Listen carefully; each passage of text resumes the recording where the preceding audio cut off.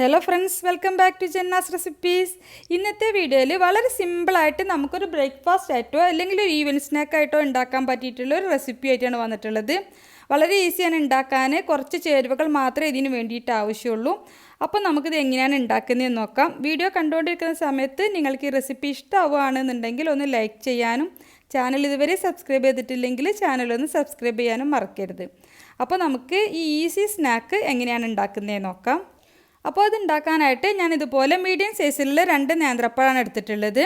അപ്പോൾ ആ ഒരളവിലാണ് കാണിക്കുന്നത്. അപ്പോൾ ഈ നേന്ത്രപ്പഴം നമുക്ക് ഇതുപോലെ കനം കുറച്ച് നീളത്തിൽ കട്ട് ചെയ്തെടുക്കാം.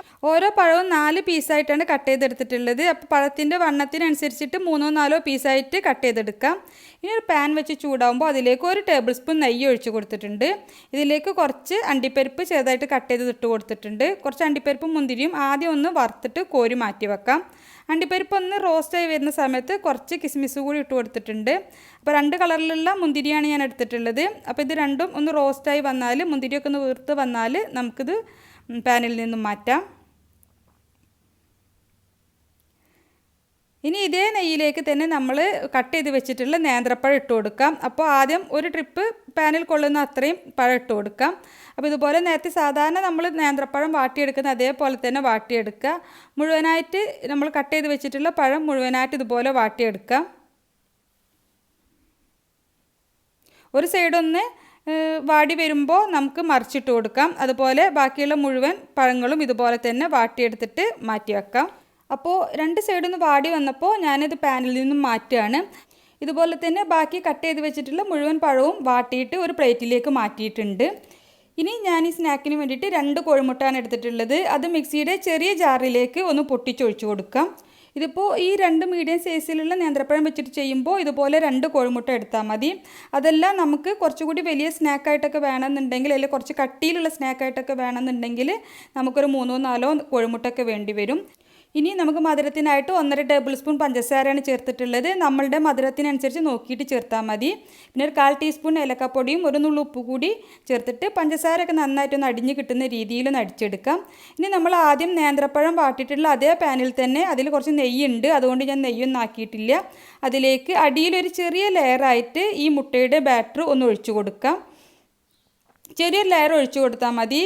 ഫ്ലെയിം നന്നായിട്ട് കുറച്ച് വെച്ചിട്ട് വേണം ചെയ്യാൻ. ഇനി നമുക്ക് അതിന് മുകളിലേക്ക് നമ്മൾ വാട്ടി വെച്ചിട്ടുള്ള നേന്ത്രപ്പഴം മുഴുവനായിട്ട് അതിന് മുകളിൽ നിരത്തി വെച്ച് കൊടുക്കാം. നമ്മളെടുക്കുന്ന പാനിന് വട്ടം കൂടുതലാണെന്നുണ്ടെങ്കിൽ ഈ സ്നാക്കിന് തീരെ കനം കുറവായിരിക്കും. അതെല്ലാം കുറച്ച് സോസ് പാനൊക്കെ നമ്മൾ വട്ടം കുറച്ചിട്ട് പോളകളൊക്കെ ഉണ്ടാക്കുന്ന പോലെ സോസ് പാനിൽ ഉണ്ടാക്കുകയാണെന്നുണ്ടെങ്കിൽ കുറച്ചുകൂടി കട്ടിയിൽ സ്നാക്കായിട്ട് കിട്ടും. അപ്പോൾ ഞാനിവിടെ പഴം മുഴുവനായിട്ട് നിരത്തി വെച്ച് കൊടുത്തിട്ടുണ്ട്. അതിൻ്റെ മുകളിൽ ഈ പഴം കവർ ചെയ്ത് നിൽക്കുന്ന രീതിയിൽ മുട്ടയുടെ ബാറ്റർ ഒഴിച്ചു കൊടുക്കാം. ഇതുപോലെ പഴത്തിന് മുകളിലൂടെ ഒഴിച്ചു കൊടുക്കാം. നന്നായിട്ട് കവർ ചെയ്ത് നിൽക്കുന്ന രീതിയിൽ ഒഴിച്ചു കൊടുത്താൽ മതി. മുഴുവനായിട്ട് തന്നെ ഒഴിച്ചു കൊടുക്കാം. ഇനി നമുക്ക് ഈ പാനൊന്ന് അടച്ച് വെച്ചിട്ട് വേണം ഈ സ്നാക്ക് വേവിക്കാൻ വേണ്ടിയിട്ട്. ഫ്ലെയിം നന്നായിട്ട് കുറച്ച് വെച്ചിട്ടില്ലേന്നൊന്ന് ശ്രദ്ധിക്കണം. ചെറുതായിട്ടൊന്ന് സെറ്റായി വരുന്ന സമയത്ത് നമുക്കിതിന് മുകളിലേക്ക് നമ്മൾ വറുത്ത് മാറ്റി വെച്ചിട്ടുള്ള കാഷ്യൂ കിസ്മിസ് ഇട്ട് കൊടുക്കാം. മുഴുവനായിട്ട് ഇതിന് മുകളിൽ ഇട്ട് കൊടുക്കാം. അതിനുശേഷം നമുക്ക് ഈ പാന് വീണ്ടും അടച്ച് വെച്ചിട്ട് ലോ ഫ്ലെയിമിലിട്ട് തന്നെ മുഴുവനായിട്ട് വേവുന്നത് വരെ ഒന്ന് വേവിച്ചെടുക്കണം. പിന്നെ മുകൾ ഭാഗമൊക്കെ ഒന്ന് ഡ്രൈ ആവുന്നത് വരെ വേവിച്ചെടുത്താൽ മതി. പിന്നെ നമ്മൾ ഈ സ്നാക്ക് മറിച്ചിടണില്ല. അപ്പോൾ നന്നായിട്ടൊന്ന് വെന്ത കിട്ടിയാൽ നമുക്കിത് പാനിൽ നിന്നും മാറ്റാം. മുകൾ ഭാഗം തൊട്ട് നോക്കുമ്പോൾ അറിയാൻ പറ്റും നന്നായിട്ടൊന്ന് ഡ്രൈ ആയിട്ടുണ്ടാവും. നമ്മളിതിൽ മുട്ട മാത്രമാണ് ചേർത്തിട്ടുള്ളത്. അതുകൊണ്ട് തന്നെ പെട്ടെന്ന് തന്നെ കുക്കായിട്ട് ഒരു 10-15 മിനിറ്റ് ലോ ഫ്ലെയിമിൽ ഇട്ടാൽ തന്നെ വെന്ത് കിട്ടും. ലോ ഫ്ലെയിമിൽ ഇട്ടിട്ടില്ല എന്നുണ്ടെങ്കിൽ അടി കരിഞ്ഞു പോകാൻ നല്ല സാധ്യത ഉണ്ട്. അപ്പോൾ മുകൾ ഭാഗമൊക്കെ ഒന്ന് ഡ്രൈ ആയിട്ട് നന്നായിട്ടൊന്ന് കുക്കായി കിട്ടിയാൽ നമുക്കിത് പാനിൽ നിന്നും മാറ്റാം. കൂടുതൽ കട്ടിയിൽ വേണമെന്നുള്ളവർക്ക് നമുക്ക് വേണമെങ്കിൽ 3-4 പഴം വെച്ചിട്ട് കുറച്ച് കട്ടിയിൽ 2 ലെയറായിട്ടൊക്കെ ഇതുപോലെ തന്നെ ചെയ്യാൻ വേണ്ടിയിട്ട് പറ്റും. അപ്പോൾ നല്ല ടേസ്റ്റി ആയിട്ടുള്ള പെട്ടെന്ന് ഉണ്ടാക്കിയെടുക്കാൻ പറ്റിയിട്ടുള്ള സ്നാക്കാണ്. നേന്ത്രപ്പഴവും മുട്ടയുണ്ടെന്നുണ്ടെങ്കിൽ പെട്ടെന്ന് ഗസ്റ്റൊക്കെ വരുന്ന സമയത്ത് നമുക്ക് ഉണ്ടാക്കാൻ പറ്റിയിട്ടുള്ളൊരു അടിപൊളി സ്നാക്കാണ്. അപ്പോൾ ഇതുവരെ ഇതുപോലെ ട്രൈ ചെയ്ത് നോക്കിയിട്ടില്ലെങ്കിൽ തീർച്ചയായിട്ടും ട്രൈ ചെയ്ത് നോക്കുക. നിങ്ങൾക്ക് ഈ റെസിപ്പി ഇഷ്ടമായെങ്കിൽ ഒന്ന് ലൈക്ക് ചെയ്യാനും ചാനൽ ഇതുവരെ സബ്സ്ക്രൈബ് ചെയ്തിട്ടില്ലെങ്കിൽ ചാനലൊന്ന് സബ്സ്ക്രൈബ് ചെയ്യാനും മറക്കരുത്. അപ്പോൾ ഇൻഷാ അല്ലാഹ് മറ്റൊരു അടിപൊളി റെസിപ്പിയുമായിട്ട് നമുക്ക് വീണ്ടും കാണാം. Thank you for watching.